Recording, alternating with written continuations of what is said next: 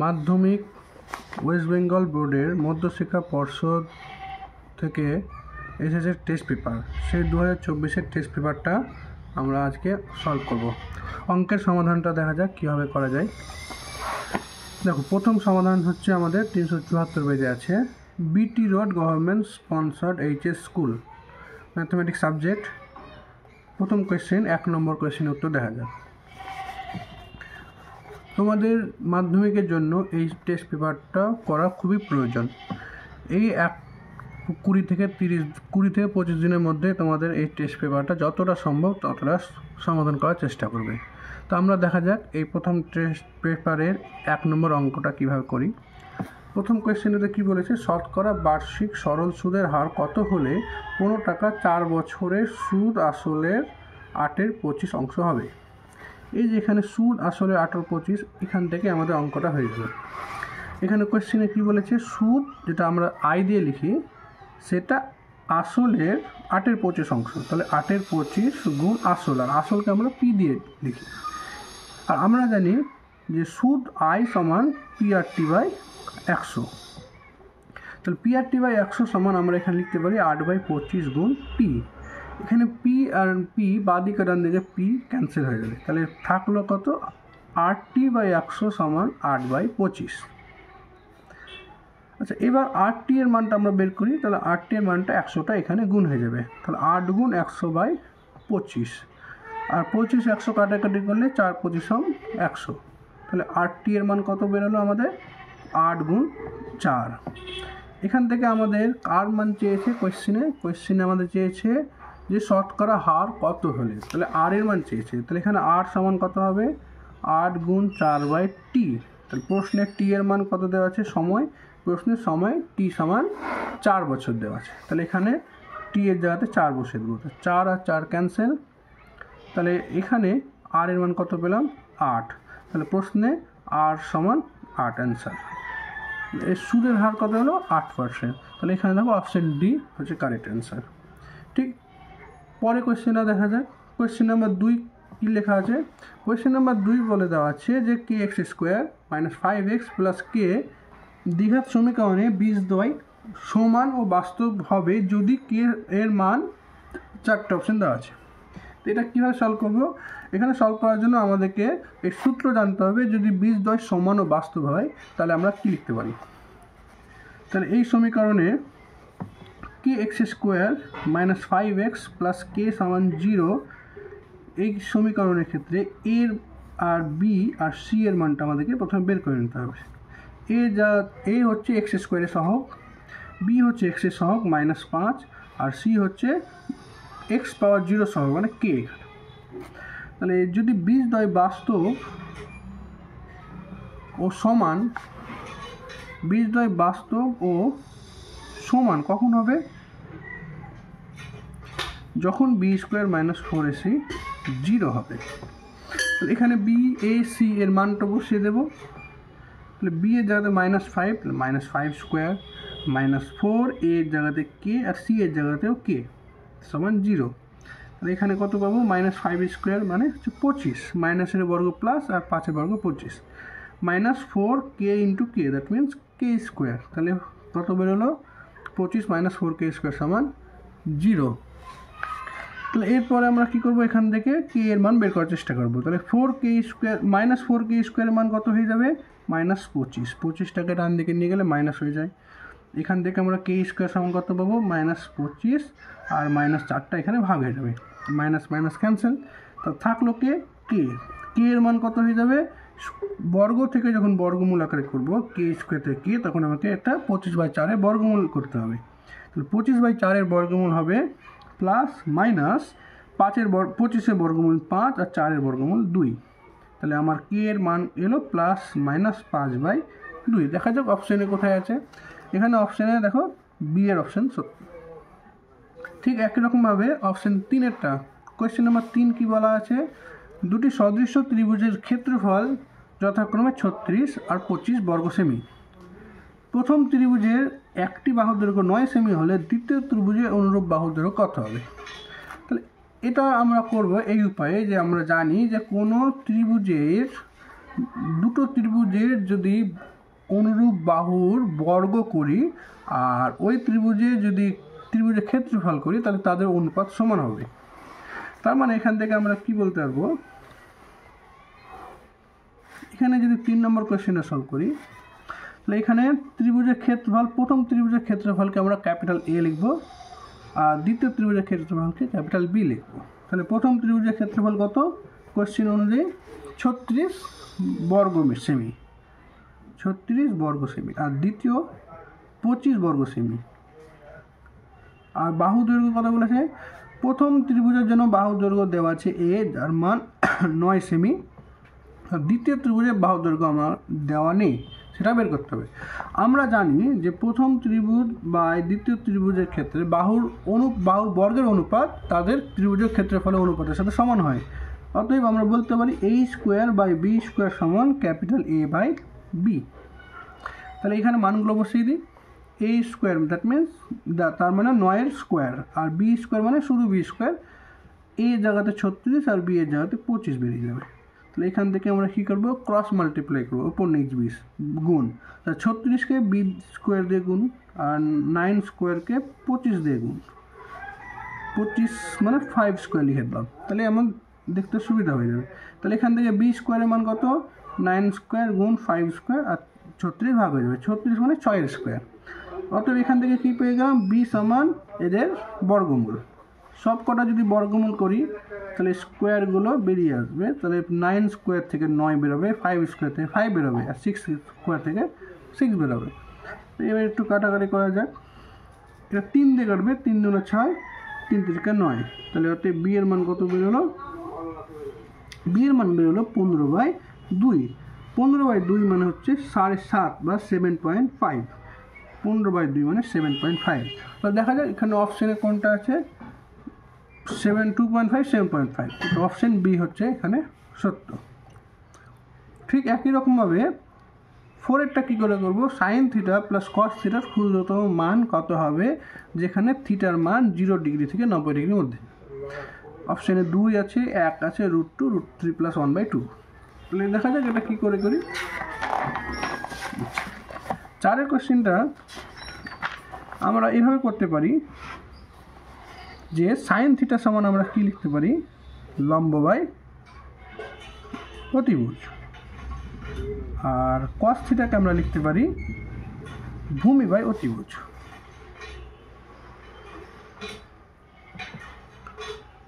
এখানে যদি আমি ছবির মাধ্যমে দেখাতে চাই তাহলে একটা যদি সমকোণী ত্রিভুজ আঁকবো, যার এই হচ্ছে সমকোণ আর বাকি বি আর সি হচ্ছে বিন্দু।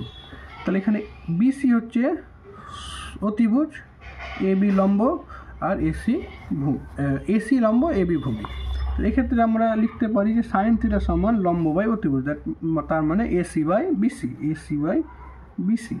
এবং আমরা cos θ কে কী লিখতে পারি, ভূমি বাই অতিভুজ, AB/BC।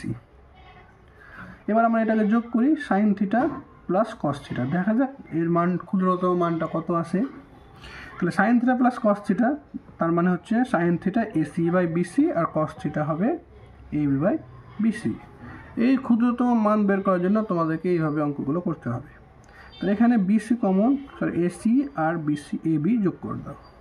তাহলে AC আর AB কি হয়, দুটো, আমরা জানি ত্রিভুজের যে কোনো ক্ষুদ্রতম দুটো বাহুর যোগফল তৃতীয় বাহু অপেক্ষা বড় হয়। তাহলে এখান থেকে আমরা কি লিখতে পারি, AC আর AB বড় BCর তুলনায়। তাহলে এখানে আমরা লিখতে পারি BC/BC, কারণ AC plus AB is greater than, মানে এটা বড় BCর তুলনায়।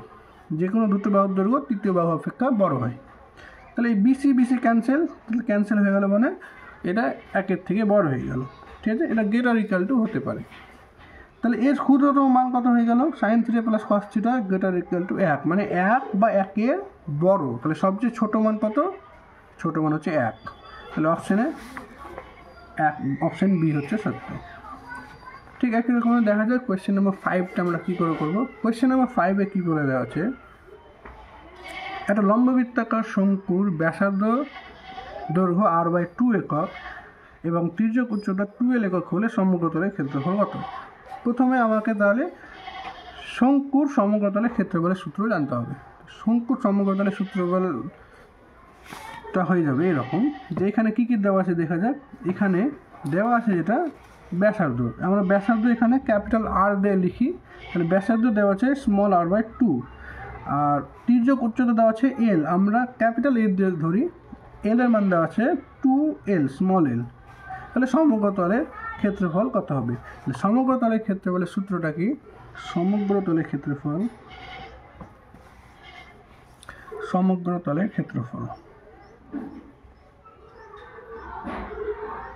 কোয়ালিটি খারাপ হতে পারে, কিন্তু কন্টেন্টের দিকে অবশ্যই লক্ষ্য করবে। কন্টেন্ট ঠিক থাকলে চ্যানেলটিকে লাইক এবং সাবস্ক্রাইব করবে। সমগ্রতলের ক্ষেত্রফল হবে পাই আর প্লাস এল, এটা হচ্ছে সূত্র। এই সূত্রটা তোমাদেরকে মনে রাখতে হবে। শঙ্কুর সমগ্রতলের ক্ষেত্রফলের সূত্র পাই আর ব্র্যাকেটে আর প্লাস এল, মানগুলো বসিয়ে দিই। এখানে আর এরও মান জানি, এল এরও মান জানি। কোয়েশ্চেন অনুযায়ী আর এল কী ধরেছে? ক্যাপিটাল ধরেছে, তাহলে আমরা ক্যাপিটাল দিয়ে লিখি পাই আর প্লাস এল। ঠিক আছে, এবার মানগুলো আমরা বসিয়ে দিই। পায়ের মান 22/7 বসাতে পারো, 22/7। আর এর মান কোয়েশ্চেনে পাই কী করে রেখেছে? পাইকে পাই রেখেছে কোয়েশ্চেনে, তাহলে আমরা পাই লিখি, আর এর জায়গাতে আমরা লিখব r/2, ব্র্যাকেটে আর এর জায়গাতে লিখব r/2, আর ক্যাপিটাল এল এর জায়গায় লিখব 2l। ঠিক আছে, তাহলে এখান থেকে আমরা কী লিখব? পাই r/2, আর এখানে 2 লসাগু, তাহলে এটা হবে আর, এই 2 এর সাথে গুণ হয়ে যায়, এটা 2 2 2 4, তাহলে এটা হবে 4l। ঠিক আছে, তাহলে থাকলো কত? 2 2 4। তাহলে আমরা এখানে বলতে পারি পাই r/4 গুণ ব্র্যাকেটে আর প্লাস 4l। এই অপশানটা কোথায় আছে দেখা যাক। পাই আর প্লাস 4l, পাই আর এল প্লাস r/4। আচ্ছা, এটা হয়ে যাবে পাই আর এল প্লাস r/4। এখানে দেখো কীভাবে হবে, পাই আর 4l প্লাস r/4, 4 দিয়ে ভাগ করে দাও, তাহলে পাই আর 4 ক্যান্সেল, তাহলে এটা 4l/4 লিখতে পারো, আর এখানে r/4 লিখতে পারো। 4 ক্যান্সেল হয়ে যাবে, তাহলে এখানে কত হবে? পাই আর এল প্লাস r/4। তাহলে এই অপশানটা দেখো, অপশানে কোথায় আছে? অপশান বিতে আছে, পাই আর এল প্লাস r/4। এখানে তোমাদেরকে অপশানে দেখে করতে হবে যে কোনটা হতে পারে। আমাদের অ্যান্সার এখানে এসেছিলো, কিন্তু এটা অপশানে নেই, ওই জন্য আমাদেরকে একটু ভেঙে অপশান যেভাবে আছে সেভাবে নিয়ে আসতে হয়েছে। ঠিক আছে, এবার একই রকমভাবে কোয়েশ্চেন নাম্বার 5 হয়ে গেল। 6এরটা কী করে করবো? কোয়েশ্চেন নাম্বার 6 কী বলেছে? কোয়েশ্চেন নাম্বার 6 লেখা আছে যে 6 7 x y 10 14 এই রাশিগুলি ঊর্ধ্বক্রমে সাজানো হয়েছে। তো যদি রাশি তত্ত্বের মধ্যমা 15 হয়, তাহলে x প্লাস y এর মান কত? মধ্যমা যদি আমরা নিয়মটা জানি, কোনো রাশি তত্ত্বের মধ্যমার নিয়ম দুটো আছে, একটা হচ্ছে যদি n যুগ্ম হয়, একটা হচ্ছে n অযুগ্ম হয়। তাহলে আমাদের ক্ষেত্রে এখানে দেখতে হবে n এর মান কত। তাহলে দেখি 1 2 3 4 5 6, তাহলে n এর মান 6, তাহলে 6 মানে যুগ্ম। তাহলে এখানে আমরা 6টা যদি করি, n যদি যুগ্ম হয় বা জোড় হয়, জোড় সংখ্যা, এখানে যদি জোড় সংখ্যাতে লিখতে পারি, তাহলে মধ্যমার শর্ত হবে, দেখা যাক। আচ্ছা, এভাবে দেখা যাচ্ছে। আচ্ছা, মধ্যমার শর্ত হচ্ছে, আমি এখানে লিখব, তাহলে মধ্যমা n যদি যুগ্ম হয়, তাহলে মধ্যমাকে আমরা লিখতে পারি হাফ অফ, মানে হাফ, এখানে তোমাকে লিখতে হবে n/2 তম পদ যোগ মানে এর ঠিক পরে পদ, মানে n/2 প্লাস 1তম পদ। এই দুটো পদের যোগফলকে 2 দিয়ে ভাগ করতে হবে। তো এখানে n এর জায়গাতে কত আছে? n এর জায়গাতে আমাদের পেয়েছি কোয়েশ্চেনে n এর জায়গাতে 6, 1 2 3 4 5 6। তাহলে আমরা কী করবো? এখানে হাফ 6/2, তার মানে কত? 3 নম্বর পদ, তৃতীয়তম পদ, আর 6/2 মানে 3 + 1 4 নম্বর পদ, তাহলে তৃতীয় আর চতুর্থতম পদ। ঠিক আছে, তাহলে এখানে আমাকে কী করতে হবে? তৃতীয় পদ আর চতুর্থ পদের যোগ করতে হবে। তো তৃতীয় পদে কী আছে? 1 2 3, তৃতীয় পদে x আর চতুর্থ পদে y। তাহলে আমাকে কী করতে হবে? x + y যোগ করে দিতে হবে। ঠিক আছে। কোয়েশ্চেনে কী দেওয়া আছে, এই রাশি দুটির মধ্যমা 15 দেওয়া আছে, তার মানে এর মানটা কত 15। প্রশ্ন অনুসারে x + y / 2 এর মান দেওয়া আছে 15। তো এখান থেকে x + y এর যদি মান বের করতে বলা হয় তাহলে আমি কী করতে হবে, 2টা এখানে 15 সাথে গুণ হয়ে যাবে, তাহলে 15 গুণ 2, তাহলে কত হলো 15 × 2 = 30। তাহলে x + y এর মান বেরিয়ে গেল 30। তাহলে অপশানে দেখা যাক কোথায় আছে, এখানে অপশান সি, x + y = 30। ঠিক আছে, আজকে এতটাই থাক। এরপরে আবার এইভাবে একই ক্রমে 2 নম্বর 3 নম্বর করে এই চ্যাপ্টারটাকে শেষ করব। চ্যানেলটাকে অবশ্যই লাইক এবং সাবস্ক্রাইব করে দেবেন।